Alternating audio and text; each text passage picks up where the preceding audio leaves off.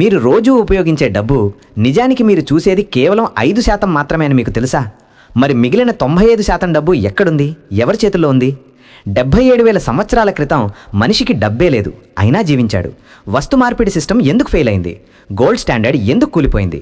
ఈ వీడియో చివరికి డబ్బు ప్రపంచాన్ని ఎలా నియంత్రిస్తోంది అనేది మీకు పూర్తిగా అర్థమవుతుంది. వీడియో స్కిప్ చేయకండి, ఎందుకంటే చివరిలో మీరు వినబోయేది ఎవ్వరూ చెప్పని నిజం. ఈరోజు మనం జీవించాలన్నా, తినాలన్నా, చదవాలన్నా, చికిత్స పొందాలన్నా ప్రతిదానికి డబ్బే ఆధారం. కానీ ఈ డబ్బు ఒక రోజులో పుట్టలేదు. వేలాది సంవత్సరాల మనిషి ఆలోచన, అనుభవం, తప్పిదాల ఫలితంగా ఇది రూపుదిద్దుకుంది. ఒకప్పుడు కేవలం వస్తువుల మార్పిడితో మొదలైన ఈ ప్రయాణం నేడు డిజిటల్ కరెన్సీ, క్రిప్టో వరకు ఎలా చేరుకుంది? ఈ ప్రశ్నకు సమాధానం తెలుసుకోవాలంటే మనం వేల సంవత్సరాలు వెనక్కి వెళ్ళాలి. మనలో చాలామంది డబ్బు అంటే జేబులో ఉన్న నోట్లు, నాణాలు మాత్రమే అనుకుంటాం. కానీ నిజానికి ప్రపంచ ఆర్థిక వ్యవస్థ దానికంటే ఎన్నో రెట్లు పెద్దది. ఈరోజు ప్రపంచవ్యాప్తంగా సుమారు $48.9 ట్రిలియన్ నగదు మాత్రమే భౌతిక రూపంలో చలామణిలో ఉంది. కానీ బ్యాంక్ అకౌంట్లు, పెట్టుబడులు, షేర్లు, అప్పులు వంటి డిజిటల్ రూపంలోని సంపదను కలిపితే మొత్తం ప్రపంచ సంపద దాదాపు $1300 ట్రిలియన్ ఉంటుంది. అంటే మనం చూస్తున్న డబ్బు కేవలం 4-5% మాత్రమే.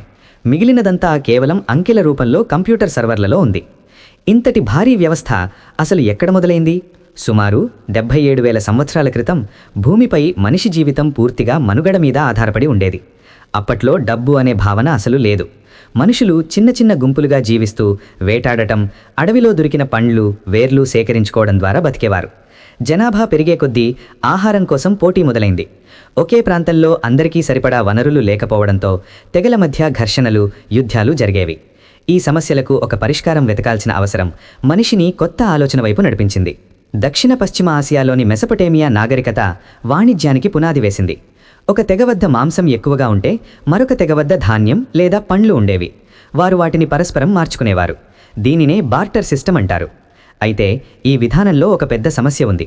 మీకు కావాల్సిన వస్తువు ఎదుటివాడి దగ్గర ఉన్నా అతనికి మీరివ్వగల వస్తువు అవసరం లేకపోతే వ్యాపారం జరగదు. దీనినే డబుల్ కోఇన్సిడెన్స్ ఆఫ్ వాంట్స్ అంటారు. ఈ ఇబ్బంది నుంచే ఒక సాధారణ విలువ అవసరమనే ఆలోచన పుట్టింది. బార్టర్ సిస్టమ్ లోపాలను అధిగమించేందుకు మనిషి కొన్ని విలువైన వస్తువులను డబ్బుగా ఉపయోగించడం ప్రారంభించాడు. పశువులు, ధాన్యం, ఉప్పు, జంతు చర్మాలు, సముద్రపు గవ్వలు ఇవన్నీ ఒక కాలంలో కరెన్సీలుగా వాడబడ్డాయి. కానీ ఇవి పాడైపోవడం, దాచుకోవడం కష్టం కావడం వల్ల శాశ్వత పరిష్కారం కాలేకపోయాయి. అప్పుడు మనిషి దృష్టి లోహాల వైపు మళ్ళింది. దాదాపు 2600 సంవత్సరాల క్రితం లోహపు నాణాలు ప్రపంచంలోకి వచ్చాయి. లిడియన్ సామ్రాజ్యం మొదటిసారిగా బంగారం, వెండి మిశ్రమంతో నాణాలను తయారు చేసింది. వీటిపై రాజు ముద్ర ఉండేది. అది ఆ నాణ్యం విలువకు హామీగా నిలిచేది. నాణాల వలన వ్యాపారం చాలా సులభమైంది.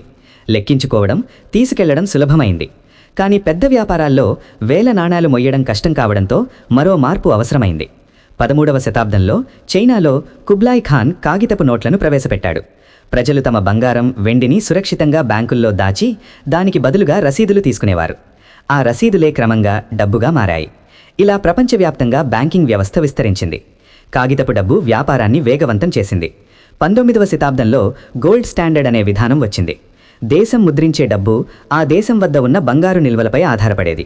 కానీ 1933లో అమెరికాలో వచ్చిన గ్రేట్ డిప్రెషన్ ఈ విధానాన్ని కూల్చేసింది. అప్పటి అధ్యక్షుడు రూజ్వెల్ట్ గోల్డ్ స్టాండర్డ్ను రద్దు చేశారు. అప్పుడు పుట్టిందే నేటి ఫియట్ మనీ, ప్రభుత్వ హామీతో నడిచే కరెన్సీ. డబ్బు మన జీవితాన్ని సులభం చేసినా అదే సమయంలో ప్రపంచాన్ని అసమానంగా మార్చింది. నేడు ప్రపంచంలోని 1% ధనవంతుల దగ్గరే మిగతా 99% మంది కంటే ఎక్కువ సంపద ఉంది. డబ్బు కోసం నేరాలు, అవినీతి, యుద్ధాలు పెరిగాయి. డబ్బు ఒక సాధనం మాత్రమే, అయినా అది మనిషి స్వభావాన్ని బయటకు తీసుకొచ్చే అద్దంలా మారింది. 20వ శతాబ్దం మధ్యనాటికి డబ్బు మరో కీలక మలుపు తిరిగింది. మనిషి జేబులో నోట్ల కట్టల స్థానంలో ఒక చిన్న ప్లాస్టిక్ కార్డు ప్రవేశించింది. ఈ మార్పుకు పునాది వేసింది 1950లో అమెరికాలో ప్రారంభమైన డైనర్స్ క్లబ్ కార్డు. ఈ కార్డు ద్వారా ఒక వ్యక్తి తన వద్ద నగదు లేకపోయినా భోజనం చేయడం లేదా సేవలు పొందడం సాధ్యమయ్యేది. తరువాత బ్యాంకుకు చెల్లించే వెసులుబాటుండేది. దీనినే మనం నేడు క్రెడిట్ అంటాం. ఈ విధానం వల్ల ప్రజల కొనుగోలు శక్తి ఒక్కసారిగా పెరిగింది. అవసరం ఉన్నా లేకపోయినా ఖర్చు చేసే అలవాటు మొదలైంది. మరోవైపు బ్యాంకులు ప్రతి లావాదేవీపై రుసుములు వసూలు చేయడం ద్వారా కొత్త ఆదాయ మార్గాలను కనుగొన్నాయి. ప్లాస్టిక్ మనీ ప్రపంచ ఆర్థిక వ్యవస్థను మరింత వేగవంతం చేసింది. 1990ల తర్వాత ఇంటర్నెట్ ప్రపంచాన్ని మార్చినట్టే బ్యాంకింగ్ రంగాన్ని పూర్తిగా రూపాంతరం చేసింది. ఒకప్పుడు బ్యాంకుకు వెళ్లి గంటల తరబడి క్యూలో నిలబడాల్సిన పరిస్థితి ఉండేది. కానీ ఇప్పుడు కంప్యూటర్ లేదా మొబైల్ ఫోన్ ద్వారా కేవలం కొన్ని సెకండ్లలో డబ్బు పంపడం, తీసుకోవడం సాధ్యమైంది. పేపాల్ వంటి అంతర్జాతీయ డిజిటల్ వాలెట్లు మొదలుకొని భారతదేశంలో విప్లవంలా వచ్చిన యూపీఐ వ్యవస్థ వరకు డిజిటల్ చెల్లింపులు అత్యంత సులభమయ్యాయి. నేడు నగరాల్లోనే కాదు, మారుమూల గ్రామాల్లోని చిన్న కిరాణా కొట్టులో కూడా క్యూఆర్ కోడ్ స్కాన్ చేసి చెల్లింపులు జరుగుతున్నాయి. ఇది డబ్బును మరింత కనిపించని రూపంలోకి మార్చింది. 2009లో ప్రపంచ ఆర్థిక చరిత్రలో మరో సంచలనాత్మక సంఘటన జరిగింది. సతోషి నకమోటో అనే అజ్ఞాత వ్యక్తి లేదా బృందం బిట్కాయిన్ను పరిచయం చేసింది. దీంతో డబ్బు అంటే ఏమిటి అనే నిర్వచనం మారిపోయింది. ఇప్పటి వరకు మనం చూసిన ప్రతి కరెన్సీ వెనుక ప్రభుత్వం లేదా బ్యాంక్ ఉండేది. కానీ క్రిప్టో కరెన్సీకి అలాంటి కేంద్ర అధికారం లేదు. దీనికి ఆధారం బ్లాక్ చైన్ టెక్నాలజీ. ఇది ఒక డిజిటల్ లెడ్జర్ లాంటిది. ఇందులో జరిగే ప్రతి లావాదేవీ ఒకసారి నమోదైతే దానిని మార్చడం అసాధ్యం. ఈ టెక్నాలజీ భద్రతపరంగా విప్లవాత్మకమైనదిగా భావించబడుతోంది. అయితే అదే సమయంలో క్రిప్టో మార్కెట్లో తీవ్ర ఊగిసలాటలు కూడా ఉంటున్నాయి. డబ్బు కేవలం ఆర్థిక సాధనం మాత్రమే కాదు, అది మనిషి మెదడును, ఆలోచనలను ప్రభావితం చేసే శక్తివంతమైన మానసిక అంశం కూడా. మనం షాపింగ్ చేసినప్పుడు లేదా అకస్మాత్తుగా డబ్బు దక్కినప్పుడు మెదడులో డోపమైన్ అనే రసాయనం విడుదలవుతుంది. అదే మనకు సంతోషాన్ని, ఉత్సాహాన్ని ఇస్తుంది. అయితే క్రెడిట్ కార్డులు, బై నౌ పే లేటర్ వంటి ఆఫర్లు మనల్ని అప్పుల ఊబిలోకి నెట్టేస్తున్నాయి. మన వద్ద లేని డబ్బును కూడా ఖర్చు చేయగలమనే భావన వ్యక్తిగత ఆర్థిక స్థితిని తీవ్రంగా దెబ్బతీస్తోంది. డబ్బు సుఖాన్నిస్తుందా లేదా ఒత్తిడిని పెంచుతుందా అనేది మన వినియోగంపై ఆధారపడి ఉంటుంది. ప్రపంచం ఇప్పుడు వేగంగా నగదు రహిత సమాజం వైపు కదులుతోంది. స్వీడన్ వంటి దేశాల్లో ఇప్పటికే 1% కన్నా తక్కువ లావాదేవీలు మాత్రమే నగదు రూపంలో జరుగుతున్నాయి. ఎక్కువ శాతం లావాదేవీలు కార్డులు, మొబైల్ యాప్స్ ద్వారానే పూర్తవుతున్నాయి. ఇదే సమయంలో ప్రభుత్వాలు కూడా తమ సొంత డిజిటల్ కరెన్సీలను ప్రవేశపెడుతున్నాయి. వీటినే సిడిడిసి, సెంట్రల్ బ్యాంక్ డిజిటల్ కరెన్సీ అంటారు. భారతదేశంలో ప్రవేశపెట్టిన ఈ రూపాయి దీనికి ఉదాహరణ. దీనివల్ల నోట్ల ముద్రణ ఖర్చు తగ్గుతుంది. నకిలీ నోట్ల సమస్యను కూడా నియంత్రించవచ్చు. ఒకప్పుడు సముద్రపు గవ్వలతో మొదలైన డబ్బు ప్రయాణం నేడు క్రెడిట్ కార్డులు, డిజిటల్ వ్యాలెట్లు, బిట్కాయిన్ వరకు చేరుకుంది. డబ్బు అనేది కేవలం ఒక సాధనం మాత్రమే. అది మన అవసరాలను తీర్చడానికి పుట్టింది, మనిషిని బానిసగా మార్చడానికి కాదు.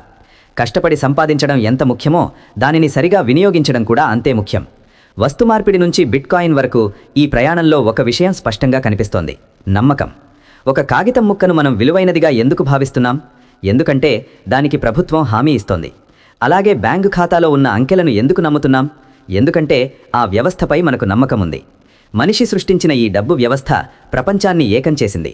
అదే సమయంలో ఎన్నో యుద్ధాలకు, బాధలకు కారణమైంది. రూపం మారవచ్చు, పద్ధతులు మారవచ్చు, కానీ డబ్బు ప్రభావం మాత్రం మానవ చరిత్రలో ఎప్పటికీ చెరగనిది. డబ్బు మనిషిని సృష్టించలేదు, మనిషే డబ్బును సృష్టించాడు. కానీ నేడు మనిషే డబ్బుకు బానిసయ్యాడు. ఇదే డబ్బు యొక్క నిజమైన కథ.